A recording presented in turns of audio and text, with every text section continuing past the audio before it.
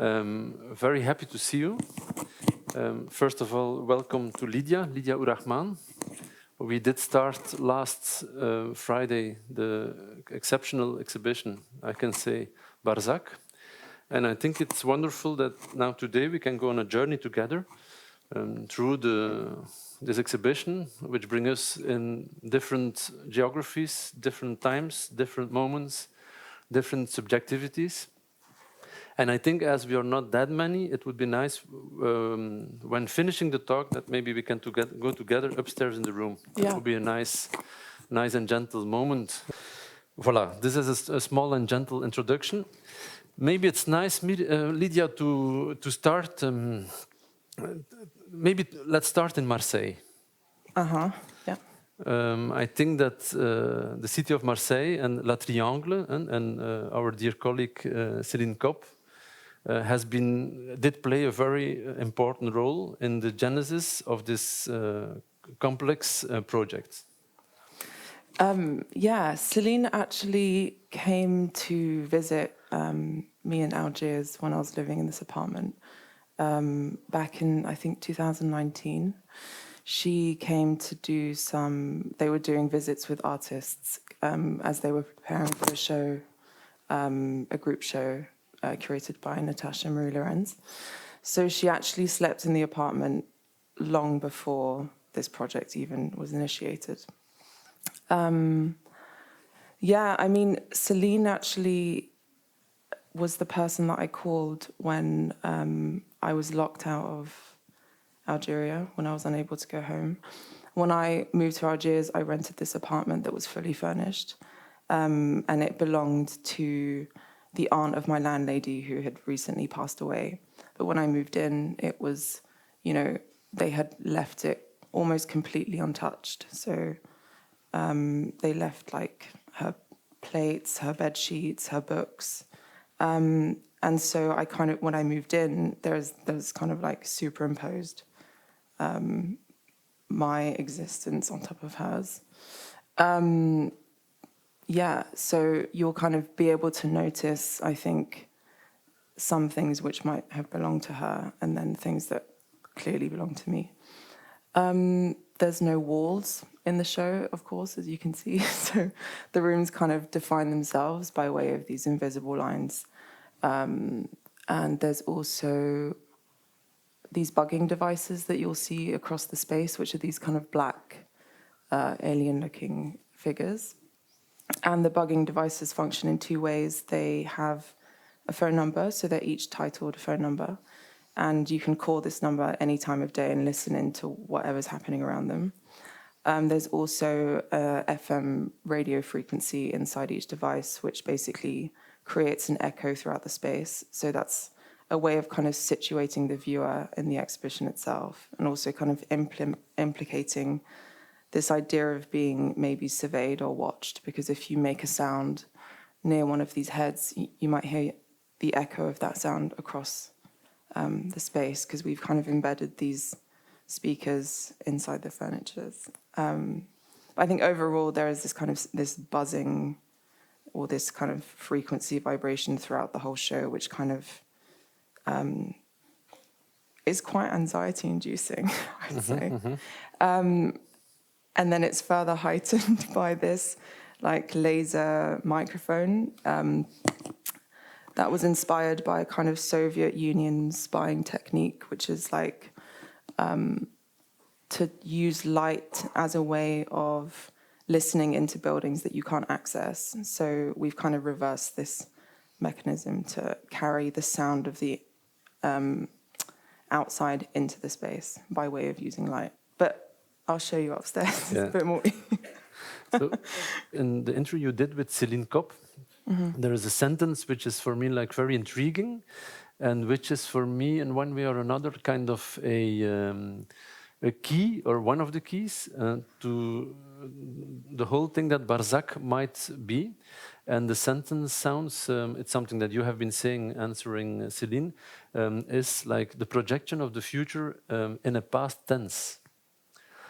This is something, then I think on the door, which is in the front door of the apartment, then I think on this the layer of the German husband, and I think on all the kind of multiple, let's say, vibrations which are part of this historical, political, economical, and other vibrations which are present in the exhibition. Could you elaborate on this sentence? Repeat the sentence again. I know he said it. I hope I can repeat it again. No, the projection of the future In the past tense. Yeah, I think that's to do with like, it's not nostalgia, but I think it's to do with longing for something that wasn't even yours, maybe. And I think that often happens when there is, it's any form of desire, I think, is fictional, because it's more about what you create in that negative space. It's how you imagine, let's say, that person to be, or this memory to feel like when you don't have access to it. And I think this concept of longing and this kind of desperate attempt to like have some kind of reconciliation with the object or place of desire, that's often more than it actuating. And I think when I said that sentence, it was more about like when I was kind of starting to work on this project and this, the intensity of what that entailed, like not being able to go back. I relied on like all of my dear friends in Algiers to, pack everything up, liaise with like the shipping people and the Ministry of Culture, and it was this whole like kind of legal procedure that was also involved that isn't visible in the show itself, but there was just so much negotiation that took place to actually allow these objects to move during that time. And in my mind I kind of thought that there would be this grand moment of like peace or something when all of the objects arrived, and it was kind of this, I very quickly relaid out the apartment as I remembered it to be, and unwrapped everything, and nothing was broken. And then you kind of like see the amount of care that went into the treatment of your belongings, like the care that I wouldn't have put in myself. But then that's where and then I couldn't recognize anything. I was like going through my books and like looking at my clothes, and it was as if I'd like visited. Yeah, it was kind of like a cemetery in a way. And I had this big freak out moment in Basel when I was installing. I was like, oh my God, what have I done? But then, that was really important, I think, to then understand what fuels desire or like fuels this kind of like longing for home. And then, that's when these questions started to arise, like, what does home mean if it's not in these objects, if it's not in, your kind of books or things that you attach memory to, or this space that you kind of call home. If it's not carried in these materials, then where does it exist? I don't know if you want to like flip through. Of course I want. We have a few slides. Yes. So these images are still Kunsthalle Basel. But maybe also in relation to home, you're also an artist who almost like in your practice where you displace objects and so on and so on. You're also yourself constantly displacing yourself.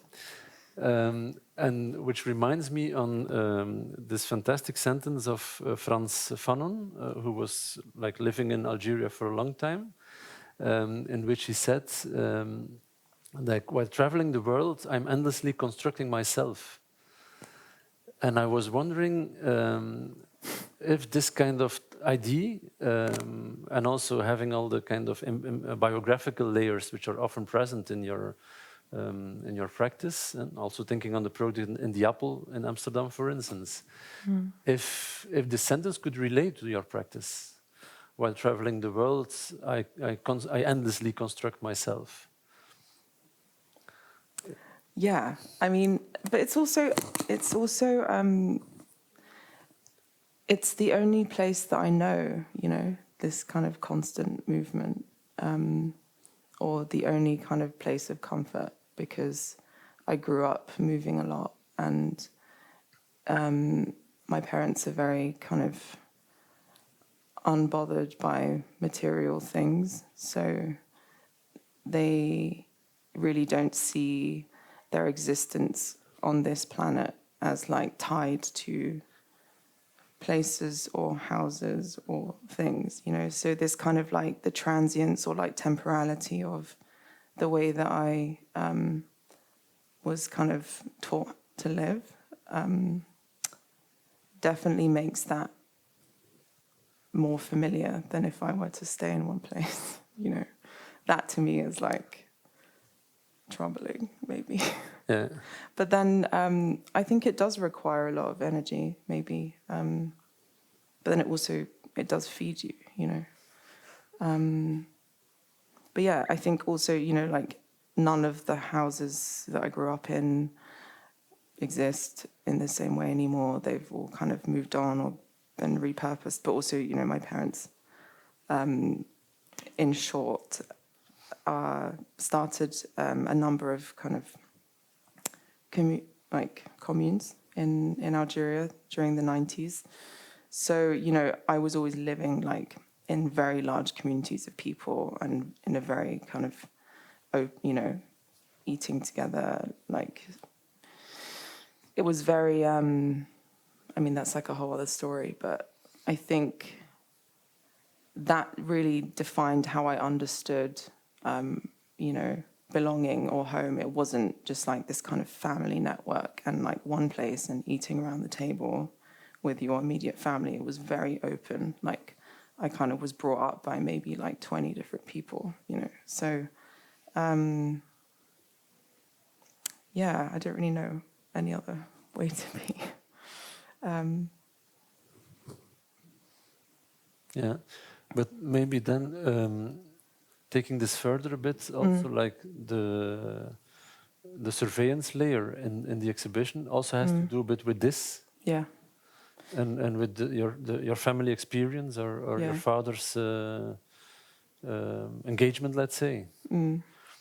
So, yeah, my parents have been very active in this kind of Christian minority group in Algeria. And they, you know, it happened very organically. Like, it was during the Civil War, which was like this kind of very right-wing Islamic party, quote unquote, against the government. And the Islamic Party were voted into power.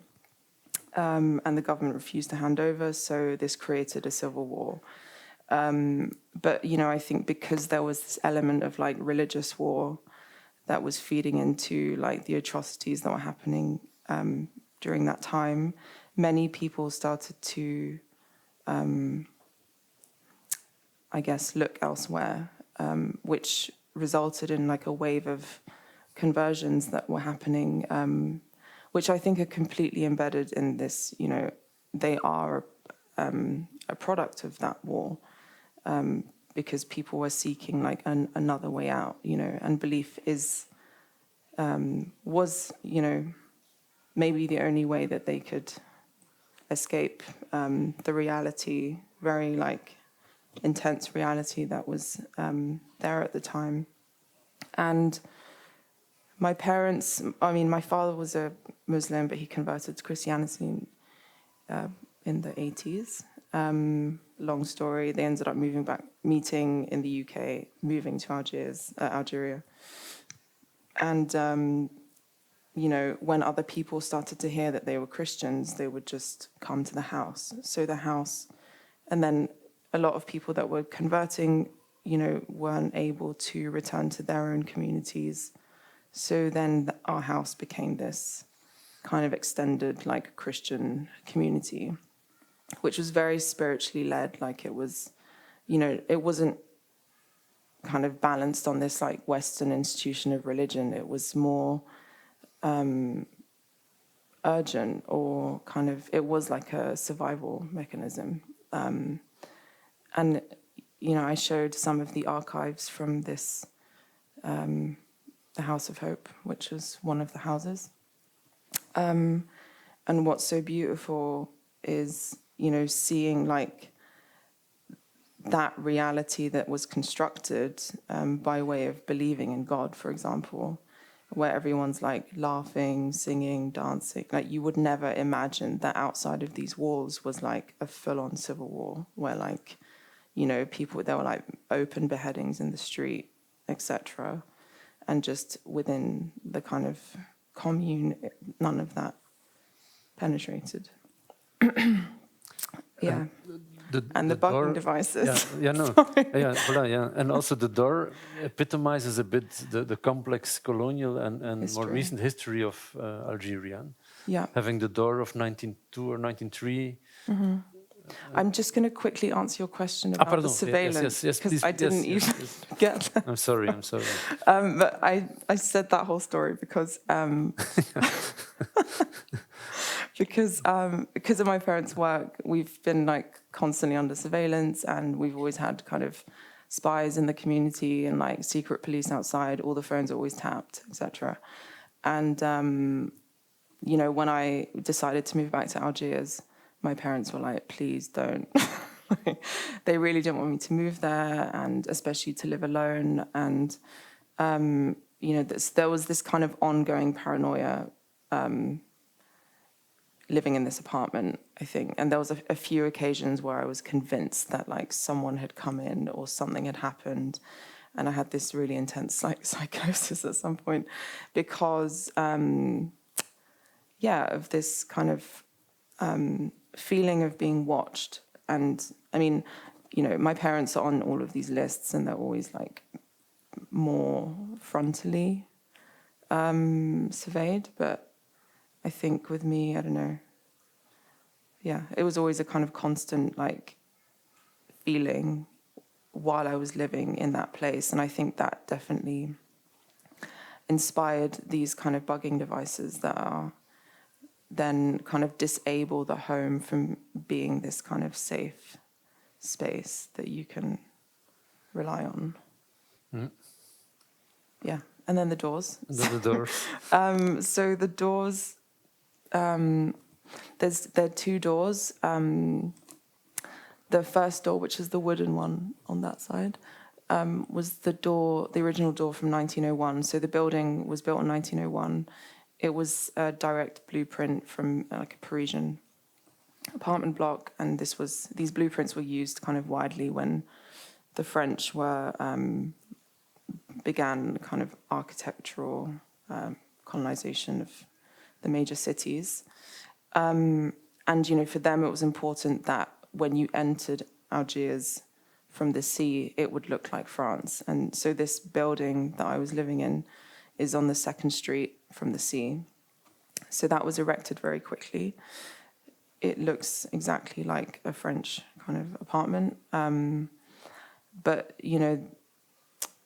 so this brickwork is, from 1901. And then this door that you can see open with 5 locks on it, that was added during the Civil War in the 90s. So there's this kind of collapse of 1901 from the beginning of the colonial or kind of architectural invasion to the 90s, which was this moment which I think really kind of dismantled the trust that had been fought for. When Algeria fought for its independence, it was the people that really came together to make that possible. And there was so much resilience and trust that was built that completely collapsed by 30 years later. And I think that's really kind of exemplified in this Everything's going back. I just borrowed everything. I mean, my landlady did offer at one point. She was like, "Do you want to just buy everything?" And I was like, "No," because then I'd have to like carry it for the rest of my life. And also, I don't think it's about like owning. I think this was really about like letting go. So it didn't make sense to acquire it. But it is important, you know, the relationship that I have with my landlady and the trust that she has in me and in all of the institutions that are showing the project, and also the audience, not to disrespect her belongings. But no, the doors actually won't go back because obviously when we took it out, we had to put a new door in, and then it would be like really weird to take that out. But so that's one thing that's not going back. You know, we have to send fake doors back with the ship. I know. Yeah. As we did with fake plants. The fake plants, yeah. Yeah. So yeah, everything will go back in at the end of September, and then we're going to have a dinner party once I reinstall the apartment. In the apartment. You're coming, right? I am. Yeah. Of course. No, and also with exactly as you were mentioning, that the notion of installation was not known by the customs or recognized. With an earlier project, you were also like the first artist to move things out of Algeria. Yeah, the oil barrels. Yeah, voilà, yeah. Yeah, that was a lot of negotiation as well. As there was not, as it was not allowed that artworks could leave the country, or that legislation. It was like you couldn't like permanently export an artwork, and then it was also like they were oil barrels. So again, it was this kind of like, what are they? And I was trying to move them as different objects, which kind of just raised this alarm because it seemed like I was like not being honest, because I kept saying that was the, you know, I'm moving like personal effects, or like I'm moving like ornaments. I don't know. So it was this whole process. But then eventually they added a new section in the finance law, which allowed then like the objects to move as an artwork, which was technically the first authorization since 1962. But this was, This brings us to Marseille. These are the images of Le Triangle.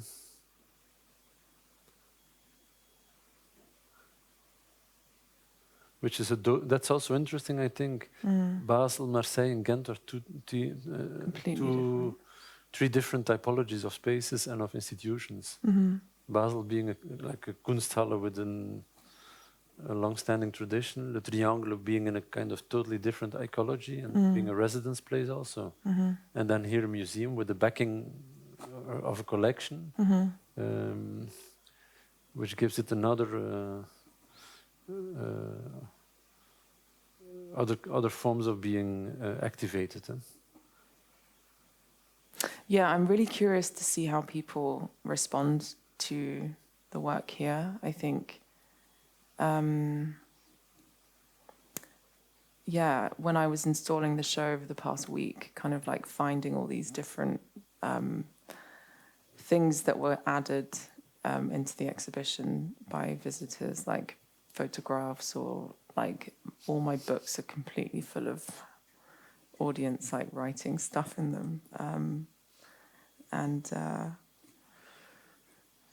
I'm kind of curious to see how far the audience will go here with adding or taking away. But Yesterday, Miriam, who was like helping you from Algiers, from Rhizome and the art space, so she saw the project for the first time. Yesterday. Although she was a key player in the whole endeavor. For her, it was really like an emotional moment yesterday evening. I think for you also, the whole project was a kind of emotional wave. Yeah, for sure. Yeah. No, because it's like a kind of, so many layers come together, and it's like a kind of woven tapestry of thoughts, ideas, histories. And it's not, I mean, it's not over yet. I think this is really just half of the work. I think the other half, and maybe the more important half, is when it returns and what that activates, you know. Like, can you ask this to return after it's been traveling and kind of been touched and handled and witnessed by all of these different kind of contexts? How do these objects go back? You know, what do they retain? I think that's going to take some time to distill. Yeah. So we thought it would be also nice to give you a glimpse of a project that Lydia just inaugurated also. Okay. So I just finished this film installation that I opened at Sculpture Centre last week. It is a film that I shot with a group of collaborators between Algeria and Libya in February. And this area is called Tassili Najer, and it's host to like thousands of prehistoric cave paintings. They age from 6,000 to 12,000 years. And yeah, I've been trying to make this film, I think, for a few years, and we finally were able to do it. Here we go. And it's basically shot in first person. You kind of feel like you're traversing this space, and it feels very, I mean, it's so extreme, like the beauty of it, and like, you know, like the rock formations and the cave paint, it's like, it's so over the top and it feels so kind of liberating. But in actuality, this space, I mean, you know, it's a zone that's between Algeria and Libya. It's a major kind of migration route. It's been closed to foreigners for a number of years. I mean, for many reasons. I mean, not just like hostage situations, but this kind of, it's like a major trafficking route. And the government are keen not to allow any information to leak from this space. We, again, like had to work on getting permissions to take a non-Algerian crew to shoot the film. And that, of course, meant that we had to perform this like strict choreography of like walking routes and also resource management, because, you know, you have to walk there. So it's like a 2-week walk, and you have donkeys, and the donkeys carry the water and the food that you'll consume in that time. And but yeah, I mean, and we were led by 9 Tuareg guides. The Tuareg people are a nomadic tribe that have lived in Tassili for like many years. The 2 head guides of the expedition were born on the plateau, were moved down in the 80s, but they're really, you know, one of the few people that can actually navigate this space. And yeah, I don't know if is that very visible. There's some screenshots, I think, of the film. Eh? Yeah. Voilà. Barzakh. Yeah. I was Barzakh, reading your mind. It means it's the Arabic word for limbo, kind of. I mean, there's many translations for it. It's like limbo, this in-between space, or a place in between life and death. It's this kind of resting point before you move on. It's also like an isthmus, like a very thin strip of land between 2 seas. But really, I think the reason this title felt relevant for the work was because it was more this kind of moment of relief. And I think relief has many faces. And